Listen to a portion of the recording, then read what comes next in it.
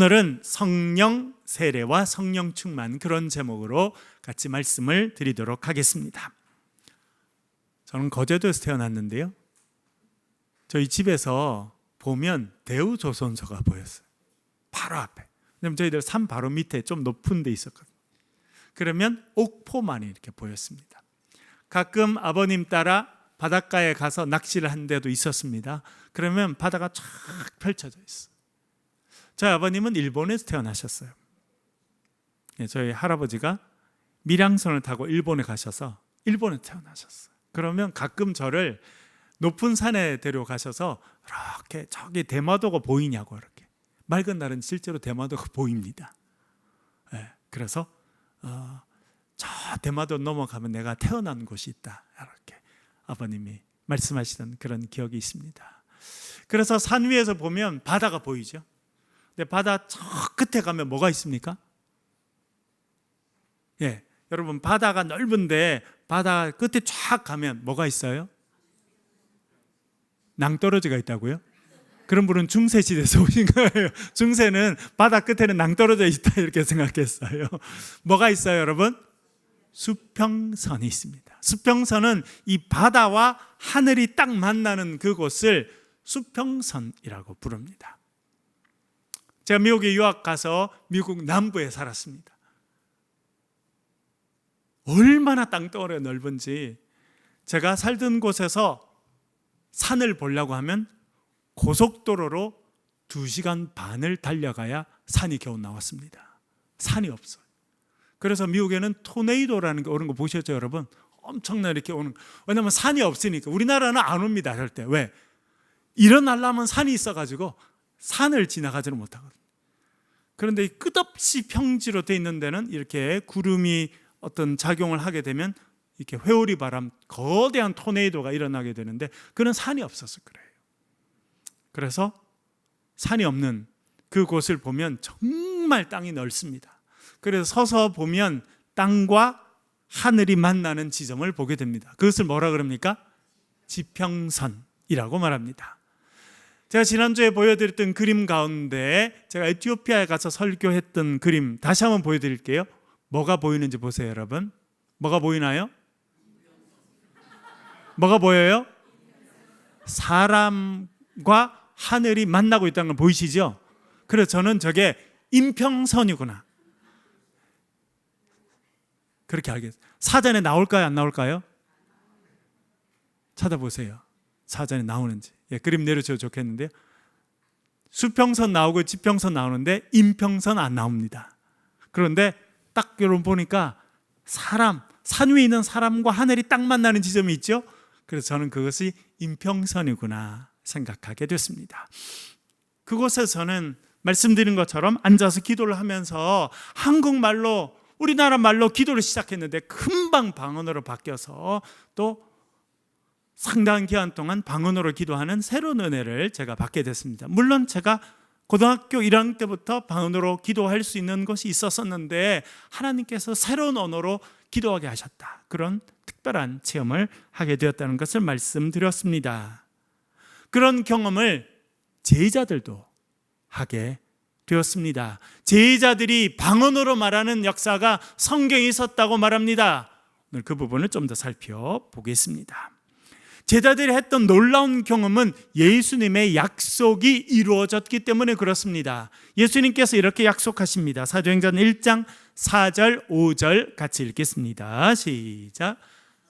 사도들과 함께 모이사 그들에게 분보하여 이르시되 예루살렘을 떠나지 말고 내게서 들은 바 아버지께서 약속하신 것을 기다리라. 요한은 물로 세례를 베풀었으나 너희는 몇 날이 못되어 성령으로 세례를 받으리라 하셨느니라. 아멘. 지난주에 살펴보았습니다만 예수님께서 제자들에게 예루살렘을 떠나지 말고 기다리라 말씀하셨습니다. 뭘 기다리라 말씀하셨습니까? 아버지께서 약속하신 것을 기다리라. 아버지께서 약속하신 것이 무엇입니까? 성령의 임재입니다. 그래서 예수님께서 이렇게 말씀합니다. 요한은 물로 세례를 베풀었으나 너희는 몇 날이 못되어서 성령으로 세례를 받으리라 그렇게 말씀하고 있습니다. 그러니까 아버지께서 약속하신 것은 물 세례입니까? 성령으로 받는 성령 세례입니까? 성령으로 세례 받는 것이라고 하는 것을 알게 됩니다. 그것을 줄여서 성령 세례, 물 세례 그렇게 말합니다. 물 세례가 있고 성령 세례가 있다는 것을 성경이 아주 분명하게 말씀해 주는 것이 사도행전 1장 5절 말씀입니다. 그런데 이것은 예수님이 처음 말씀하신 것이 아니라 사실은 세례 요한 자신이 말을 했습니다.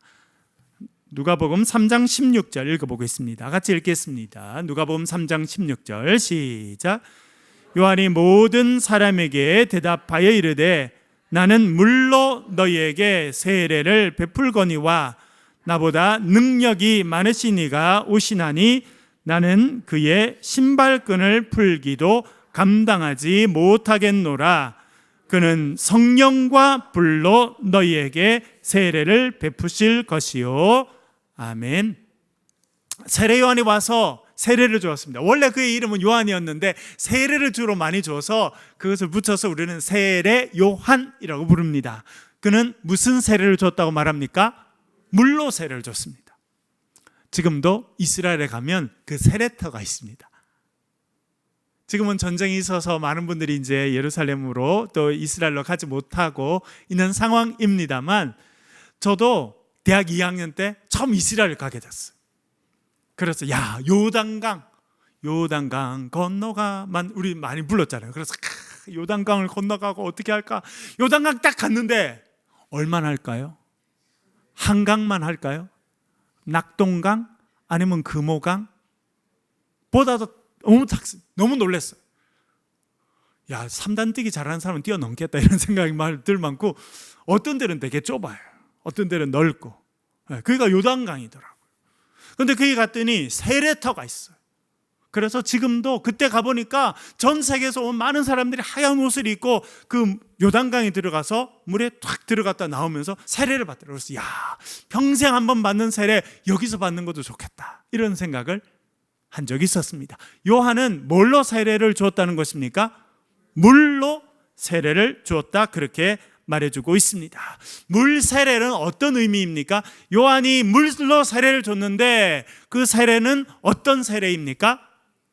죄를 씻어주고 죄를 사해주는 죄 사함을 받는 물 세례를 줬다 그렇게 말해주고 있습니다. 여러분 물이라고 하는 것은 씻는다 그런 의미를 갖고 있습니다. 그래서 물 세례는 우리의 죄를 씻어준다 그런 의미를 갖고 있습니다. 지난 봄에 저랑 아내랑 지나가다가 프랜카드를 하나 봤어요. 텃밭을 분양한다고. 그래서 제 아내가 전화해보라 그래서 전화했어요. 가게 됐어요. 그래서 1년에 10만 원을 주고 텃밭을 얻게 됐습니다.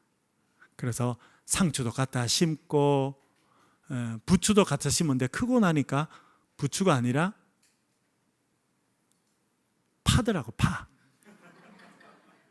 내가 참 그거 판 사람도 웃긴다 그래서 그거 판 사람은 구분해야지. 쬐끔하더라도 부추라고 팔아가지고 샀던데 크고 나니까 쪽파가 됐더라고요. 참 신기하다. 그리고 상추도 심고 제가 이거를 이번에 정말 몇 년 만에 다시 해보면서 하나님의 은혜가 정말 크시다는 걸 알게 됩니다. 우리가 가서 하는 일은요 물 주는 것밖에 없군요. 그것도 매일 주는 것도 한 이틀에 한 번씩 물. 그런데 상추가 얼마나 쏟아져 나오는지. 상추만 나오는 게 아니라 고추를 심었어요. 고추가 또 얼마나. 그래서 제가 어제 아침에 일찍 가가지고 고추 따서 어제 청소하러 오신 분들 나눠드렸어요. 강수님 쌤 먹었어요? 제가 이 체크비전 드렸는데 제가 이렇게 해보면서 하나님의 은혜는 정말 놀랍고 풍성하다. 우리가 하는 그 이상 우리는 물 주는 정도밖에 안 하는데 하나님이 바람을 주시고 태양을 주시고 또 여러분 그냥 고추가 막 맺힙니까? 보니까 벌들이 와서 다 수정을 해야 돼요. 그게 그런 모든 일들을 엄청나게 하신다는 걸 알게 됩니다. 그래서 우리가 이렇게 농사를 하고 있는데 저 옆에도 이렇게 얻어 사는 분들이 많이 있거든요. 우리 완전 생초보잖아요. 그러니까 이분들이 보니까 마음에 안 든가 봐. 어떤 분은 그러대요. 아이 누가 이렇게 입구에 인 밭을 이 사람한테 줘가지고 이렇게 엉망으로 하느냐고 막 그래가지고 저희들이 좀 엉망으로 하고 있거든. 그러니까 이 사람이 마음에 안 드는가 봐. 아 입구에 있는 밭을 이 사람한테 줘가지고 그런다고 막 그 뭐 잔소리를 하시더라고. 그게 사실이니까 말도 못 하고 있었는데 그분이 그러는 거야. 아 그냥 그 물만 줘도 됩니까? 그 거름을 줘야지. 그렇게 이야기를 해서 제 아내가 또 공부를 했잖아요. 그래서 어떻게 하느냐, 뭐 요소 비료 이런 거 이제 화학 비료는 우리가 안 줍니다. 그래서 퇴비를 만드는 법을 배웠대요. 그랬더니 요 바로 앞에 가가지고 커피를 한 잔 사 먹고 그 사람들한테 커피 찌꺼기 남는 걸 달라 그랬어요. 이만큼 준 거예요. 그래서 이렇게 또 검색을 해보더니 깻묵 알죠, 여러분? 깻묵. 그 커피 찌꺼기하고 깻묵을 물로 섞는 거예요. 일정한 비율로. 그래서 한 달 정도 숙성을 시키면 얘가 유기농 퇴비가 됩니다. 했을까요? 안 했을까요? 했죠. 한 달 됐어요. 제 아내가 누구 보고 주라 그랬을까요? 그래서 제가 그걸 꺼냈더니 막 냄새가 엄청 나는데 뭐 그렇게 심한 냄새는 아닌데 그래도 이제 퇴비이고 그렇게 됐으니까 위에 뭐 곰팡이에서 하얗게 이렇게 됐더라고요. 그래서 그걸 이렇게 장갑을 끼고 다 일일이 다 이렇게 나눠줬어요. 이거 여름에 덥죠. 또 퇴비를 주니까 냄새가 이렇게 막 나고. 그래서 어떻게 점심 먹으려면 어떻게 해야 됩니까? 바로 손만 탁탁 털고 들어가면 됩니까? 샤워해야죠. 그래서 가서 샤워를 해서 땀도 다 씻어내고 그 퇴비 냄새가 배었던 것도 다 씻어내고. 그래서 야, 물로 씻으니까 이렇게 깨끗하게 되는구나 알게 됐어요. 여러분, 물 세례는요, 죄 사함, 우리의 죄를 씻어주는 세례라는 거예요. 그 세례를 누가 줬다는 겁니까? 요한이 줬어요. 요한이 말합니다. 나는 너희들에게 죄의 사함을 위한 물 세례를 주지만 내 뒤에는 나보다 훨씬 능력 있는 분이 오시는데 그분이 오셔서 너희에게는 뭘로 세례를 주실 것이다? 성령과 불로 세례를 주실 것이다. 성령과 불로 세례를 주실 것이다. 그래서 예수님은 성령으로 세례를 주시는 분이시다 라고 하는 것을 알려주고 있습니다. 여러분, 물 세례 여러분 대부분 다 받으셨죠? 세례 받으셨습니까? 어떻게 세례 받았습니까? 초코파이 준 데서 뛰어나가서 받았습니까? 군대에서 그런 친구들 있어요. 초코파이 준다고 해서 여기서 초코파이 준다고 해서 가서 뛰어나가서 받아. 그런데 저쪽 갔더니 햄버거를 준대 이번에. 네? 그래서 불교에 가서 초코파이 받고 수계를 받고 천주교에 가서 햄버거를 준다니까 영세 받고, 교회에서는 초코파이에다가 햄버거에다가 콜라까지 준다 그러니까 또 받고, 삼종파를 다 하는 친구들 많아요. 그래서 세례 받고. 여러분 어떻게 세례 받았어요? 물로 세례 받았죠? 하기 전에 뭘 했습니까? 신앙을 고백했죠. 뭐라고 신앙 고백했습니까? 나는 십자가에 달리셨다가 부활하신 예수 그리스도를 나의 인생의 주인으로 구세주로 믿고 고백합니다. 그렇게 고백하고 세례 받은 거예요. 군대에서 촉파이 주고 세례 받을 때도 그거는 다 고백시킵니다. 그런데 그렇게 우리가 예수를 구주로 고백할 때 성령께서 역사하셨습니까? 하시지 않았습니까? 본 적이 없어서 모르시겠다고요? 성경은 이렇게 말씀합니다. 고린도전서 12장 3절 읽어보겠습니다. 같이 읽겠습니다. 시작. 그러므로 내가 너희에게 알리노니 하나님의 영으로 말하는 자는 누구든지 예수를 저주할 자라 하지 아니하고 또 성령으로 아니하고는 누구든지 예수를 주시라 할 수 없느니라. 아멘. 여러분, 이 뒷부분에 뭐라 말씀합니까? 또 성령으로 아니하고는 누구든지 예수를 주시라 할 수 있다 없다? 뭘 이야기합니까? 그러니까 우리가 초코파이 준다고 해서 세례 받으러 나아가는 한이 있다 할지라도 우리가 예수 그리스도를 정말 내 심령을 다해서 나의 주님으로 고백하게 된 것은 누구의 역사가 있기 때문이라는 겁니까? 성령의 역사가 있었기 때문이다. 그렇게 말씀해 주고 있습니다. 여러분, 우리가 믿음을 가진 것도 성령의 역사인 줄로 믿습니다.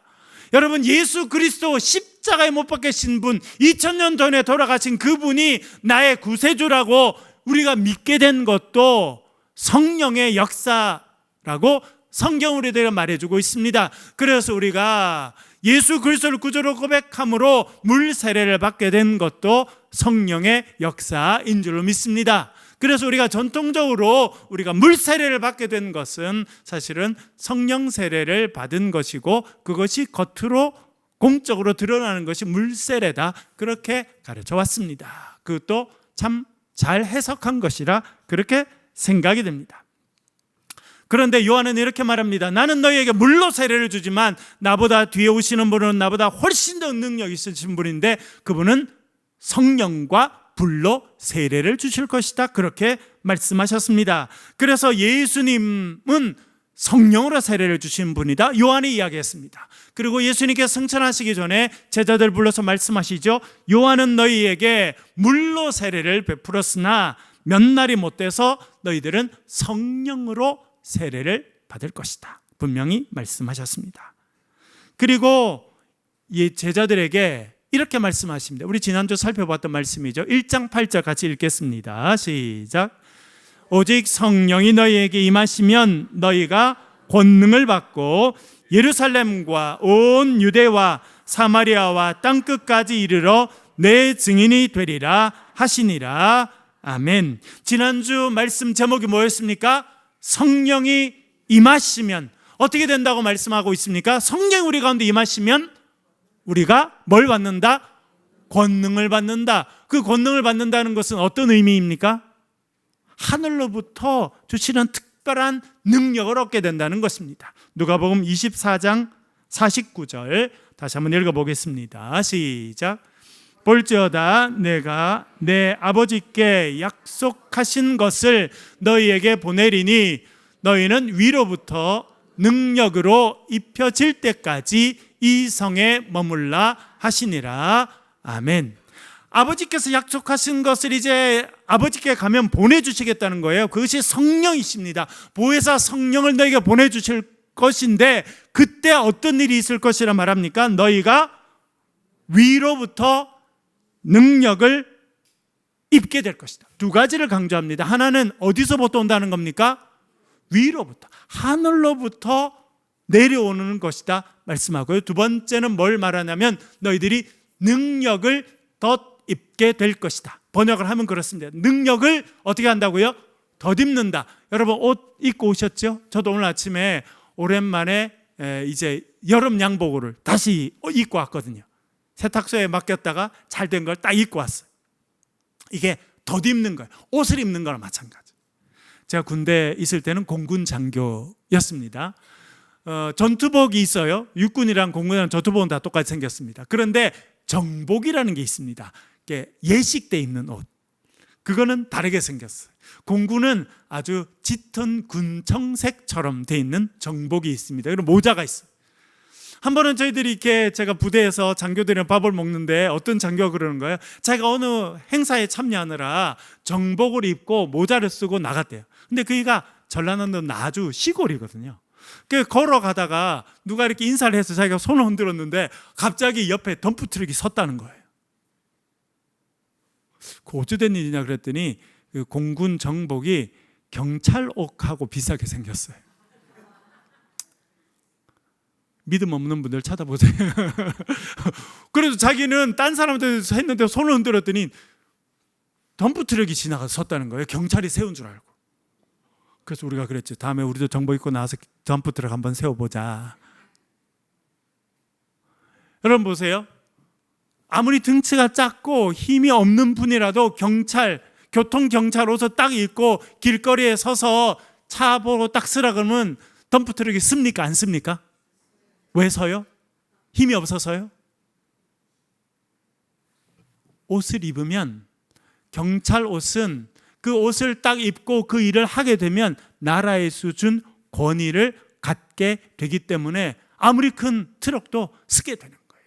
그게 위로부터 권능을 덧입는다 라고 하는 것입니다. 성령이 임하시게 되면 우리가 위로부터 능력을 얻는 인생이 된다, 그렇게 말씀하고 있는 것입니다. 주님께서 말씀하셨죠. 너희들은 며칠이 못되어 성령으로 세례를 받을 것이다 말씀하셨습니다. 제자들이 그 말씀에 순종해서 마가의 다락방에 모여서 전심으로 기도했습니다. 그리고 이런 일이 있었습니다. 사도행전 2장 1절부터 3절 천천히 같이 한번 읽겠습니다. 시작.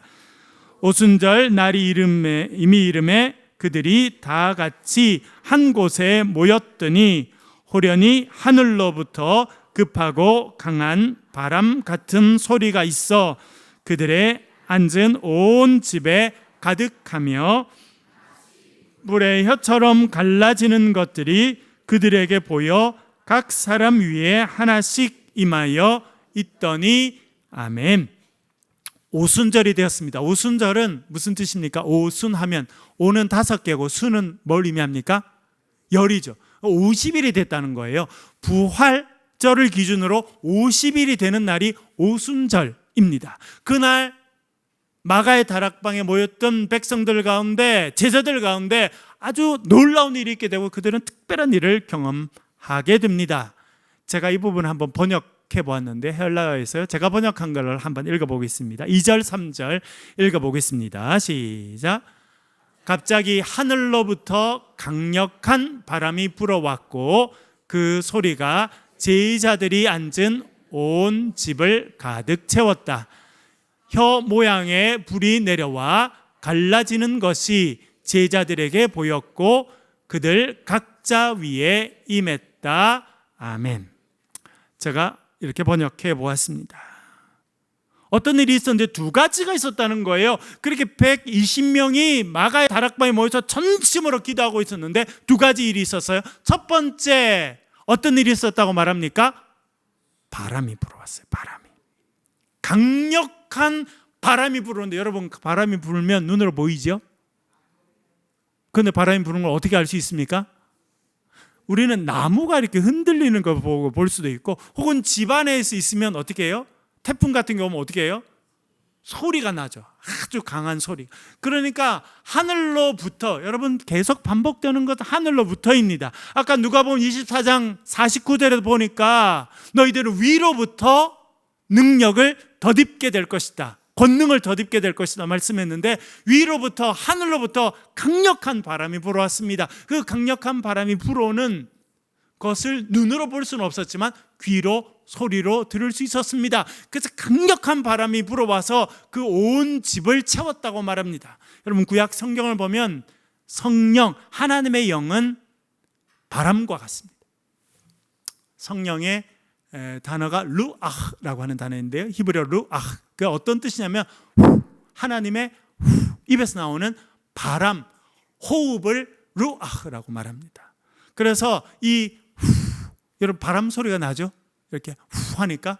그래서 하나님의 호흡이라는 뜻이기도 하고 바람이라는 뜻이 있습니다. 왜냐하면 성령은 하나님의 후 하시는 이 바람으로 나왔고 호흡으로 나왔기 때문에 그렇습니다. 그래서 창세기 1장 3절에도 보면 하나님의 영이 수면 위에 운행하셨다. 여러분 잔잔한 바다 위에 바람을 불면 물결이 일어나죠. 성령이 그렇게 하나님의 창조 사역에 동참하셨다는 거예요. 창세기 2장 7절에 보면 하나님의 사람을 만드시고 그 코에 뭘 불어넣으셨다?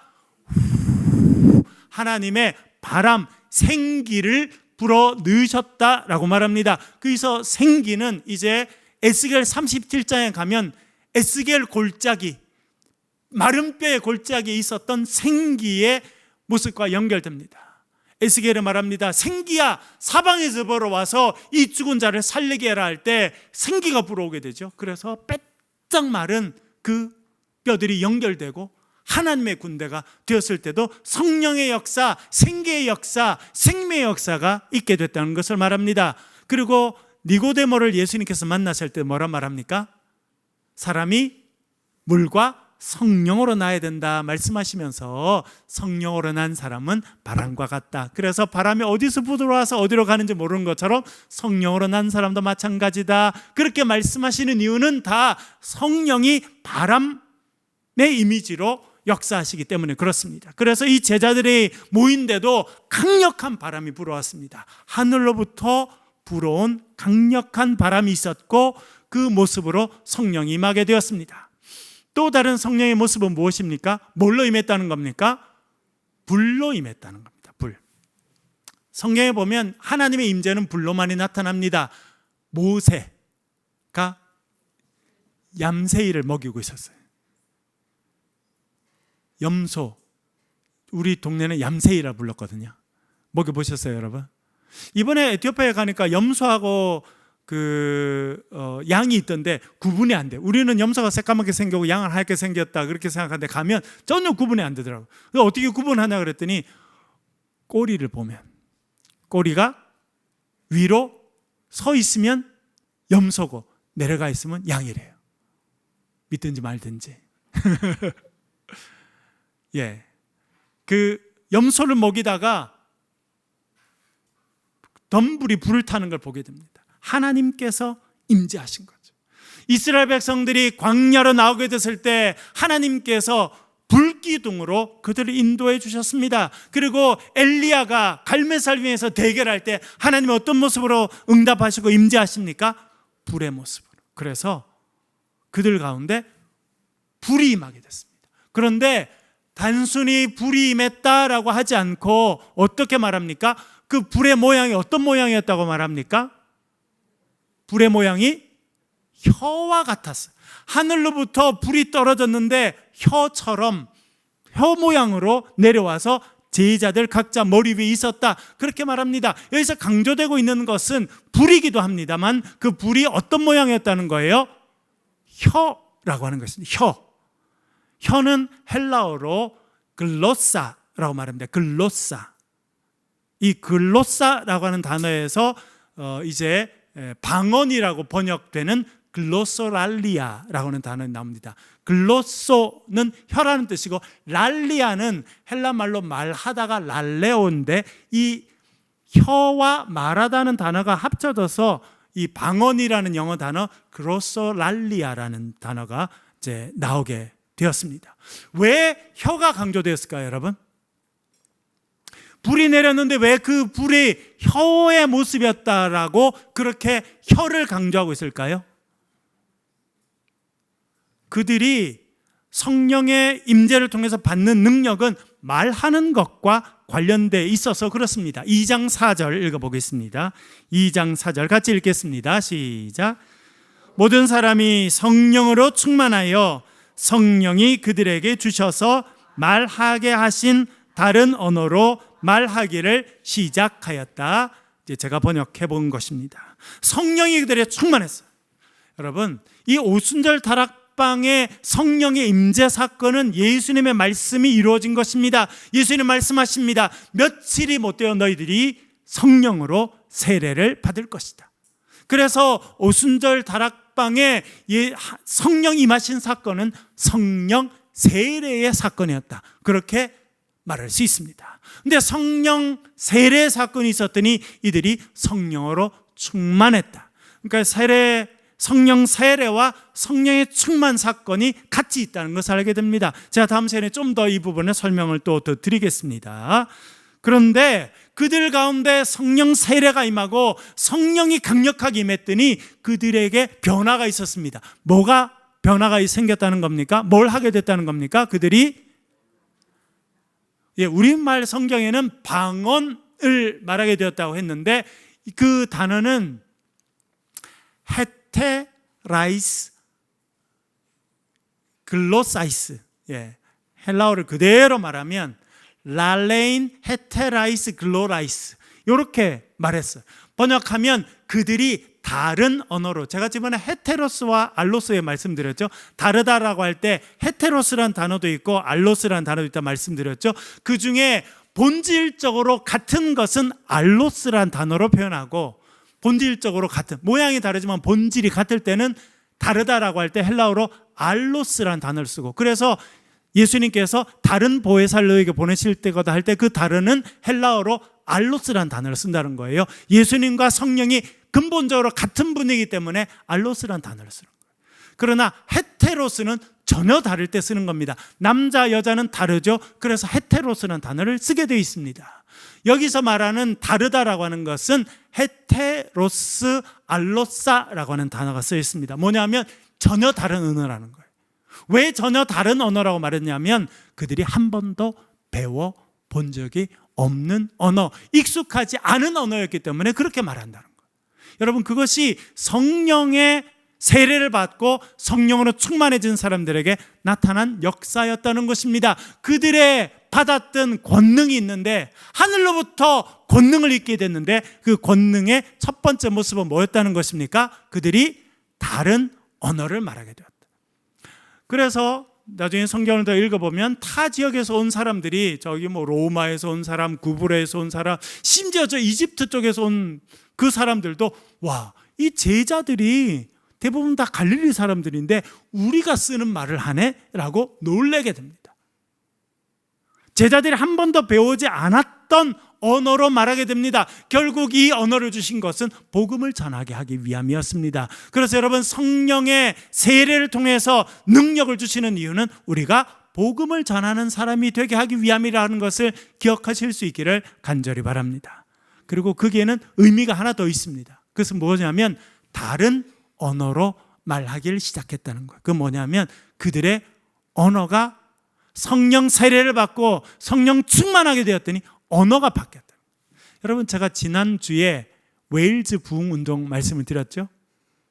그래서 에반 로버츠가 자기도 광부여가지고 광부들에게 복음을 전했습니다. 광부들이 복음을 받게 되고 성령 세례를 받게 되고 바뀌게 됐습니다. 그랬더니 나타난 현상이 뭐였다는 거예요? 입에서 뭘 없애버렸어요? 거친 욕설을 없애버렸습니다. 탄을 잘 씻고 난 다음에 말에게 엄청 거친 욕설을 하고 말을 차면 말이 탄을 끌고 나갔는데 욕설을 안 하게 됐어요. 그래서 말을 바꿔야 됐다. 그런 말을 제가 말씀드렸죠, 지난번에. 새 언어, 여기서 말하는 새로운 언어, 다른 언어는요, 성령의 은사를 통해서 우리가 다른 언어를 말하게 됐다는 거예요. 더러운 말을 버렸다는 겁니다. 부정적인 말을 버렸다는 겁니다. 저주하는 말을 버렸다는 겁니다. 남을 탓하고 원망하는 말을 버리고 성령의 세례를 받았더니 사랑의 언어, 우리 오늘 찬양대가 해준 것처럼 사랑의 언어, 믿음의 언어, 격려의 언어, 사람을 살려주는 언어를 하게 되었다. 그런 말씀이라는 거예요. 그래서 성경을 읽어보면 이제 제자리에 나아가서 하나님 말씀을 전하게 되었더니 주와 같은 사람이 살게 되고 앉은 병이 일으켜지게 되고 낙심했던 자가 희망을 갖게 되는 그런 역사가 있었다 말씀해주고 있습니다. 여러분, 성령 세례를 받으심으로 성령 충만한 역사가 저와 여러분, 우리 교회에 임하기를 주의 이름으로 간절히 축원합니다. 그러게 될 때 우리는 방언을 말하게 될 것입니다. 배우지 않은 언어로 말하고 기도하게 될 것입니다. 또한 우리의 부정적인 언어가 바뀌어서 믿음의 언어로 바뀌는 역사가 있게 될 줄로 믿습니다.